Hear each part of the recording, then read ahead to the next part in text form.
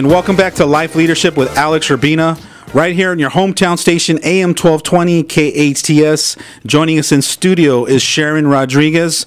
Sharon, you've been getting some coaching and some things are opening up for you. Yes. What opened up for you in this last break? Well, it was interesting to see how set the expectations set us up for failure or for disappointment, and that being able to shift into inspiring and maybe casting a vision for our children, and holding on to the what direction we see possible for them, but still let it be their choice as long as it's legal. Right, within certain boundaries, yeah. Right. Yeah. And it's sounding like that's what you did with your daughter in terms of high school, that, telling her to graduate, telling her to do her homework, telling her to talk to the teachers wasn't working. So coming from a telling perspective. Right. But as soon as, she shifted into, something's at stake, I might not graduate, she was all of a sudden in a space of openness to be able to hear you. And you shifted the way in which you were talking to her from a you have to correct to a place of empowerment and a place of inspiration. And so it's almost like you're hugging her and you're both standing next to each other, hugging each other, staring at the problem together. Like, there's that mountain. Let's go climb it. How can I support you in climbing it? That's a really good visual. Versus being head to head when you're taking each other on about the same problem. Right. Yeah. Or in front and dragging them behind you. Yeah, exactly. I'm here, you're down there. Let me pull you up here. Right. Instead of let me come down there with you and let's look at this together. Let's examine it. Let's open up some possibilities. Let's talk it out. Right. And through a discussion, if you can get your kids to come up with the ideas that you want them to realize, you're it. Yeah. You're coach of the year. You're mom of the year. You're dad of the year. If you can learn and master the art of opening up possibilities for your kids so they come out of the room and go, hey, you know what, Dad, I think I'm going to go to college. And they think it was their idea, 100%. And the whole time they're excited. They look at you like, I just decided, Dad, I'm going to go to college and I'm going to become a doctor. And not knowing that the whole last couple of years you've been just asking questions, inspiring, motivating, planting the seed. Well, so that's an interesting thing, because how do you do that? Because I don't think it's like somehow in some areas I've been able to do that, but I don't really know how or what I did necessarily to get that end result. Would you like the answer to that? Yes. You have to work on yourself. Okay. You have to become more aware. You got to work on your consciousness. You got to do personal development work. You got to read parenting classes. You got to read books. You got to implement. One of them's not enough. Like, it's not enough just to go to classes. Right. It's not good enough just to read a book. You got to be committed to reinventing yourself as a human being, as a mother, as a wife. You have to be committed to evolving and learning and growing. And I've always seen myself as a learner. I guess I just never realized that there were parenting things I needed to learn.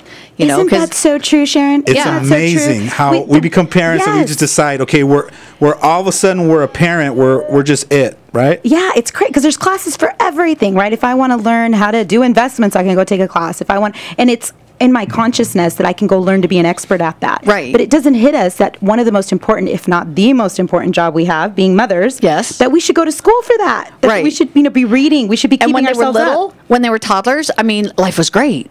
I was like the best mom. We had all these wonderful parties in our backyard. I threw carnivals for their birthday party for the neighborhood.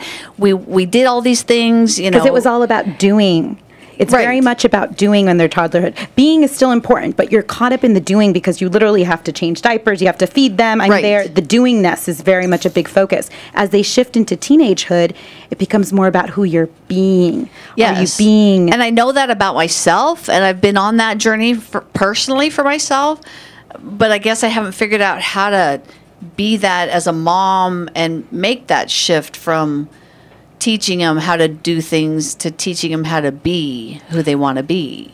Well, guess what? You're at the right time. You're at the right place at the right time. No doubt. Right? Because all things happen for a reason. Right. And how do you know you're supposed to be at this moment right now? One thing is I can recognize little clues and little things, like how we met and just how the sequence of being invited onto the show showed that all happened. Who created all that? I did. That's right. Yes, that's right. You did. Right. And there were certain choices I made, and so I've been able to recognize that, like when I'm on the right path, everything flows. That's interesting. And when I make a decision, this is another distinction I made. If I make a decision and then I start fighting it and struggling, nothing's working, let's back up. Look at the other options, and maybe that wasn't the right decision. That's not the direction I'm supposed to go in. So let's back it up and look at, maybe another choice.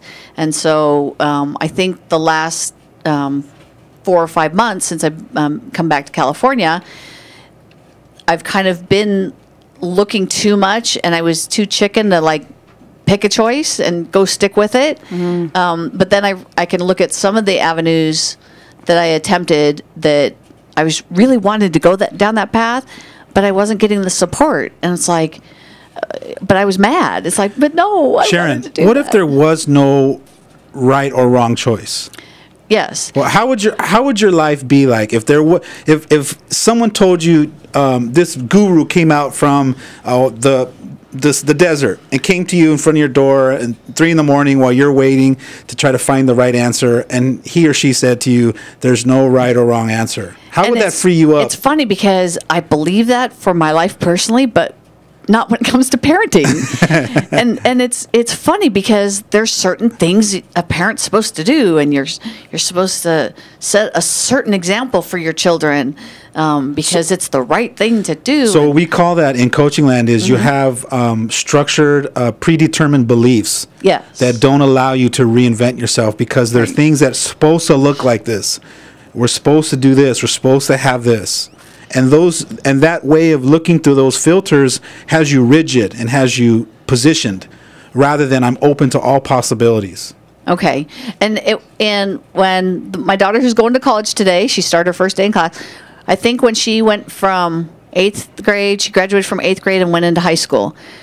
The principal said to the junior high kids, you have a chance to now reinvent yourself over the summer. Who do you want to show up as a high schooler? Right. Because you're no longer a junior high kid now. And so how do you want to reinvent yourself? So to some degree, we kind of started that little mantra. And when we were slipping into old patterns and things I didn't want to be doing anymore, I said, nope, we're reinventing ourselves. How else are we going to deal with this? Well, when we come back from a break, let's talk more about how to reinvent ourselves. Stay tuned for more. You're listening to Life Leadership with Alex Urbina right here on your hometown station, AM 1220, KHTS.